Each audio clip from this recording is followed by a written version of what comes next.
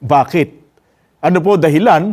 At ipinag-utos po na gunitain o ipagdiwang ng mga tunay na Kristiyano ang may kinalaman sa kamatayan ng ating Panginoon Jesucristo sa halip ng may kinalaman sa kanyang kapanganakan.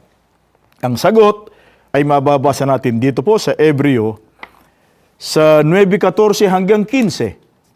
Ganito ang pagtuturo pa rin ng apostol na si Pablo.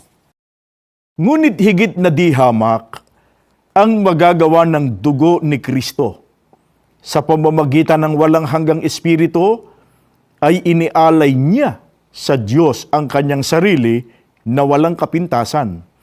Ang kanyang dugo ang lumilinis sa ating puso't isip upang talikdan na natin ang mga gawang walang kabuluhan at paglingkuran ang Diyos na buhay.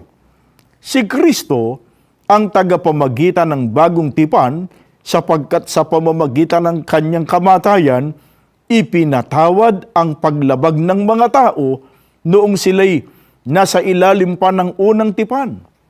Dahil dito, kakamtan ng mga tinawag ng Diyos ang walang hanggang pagpapala na kanyang ipinangako.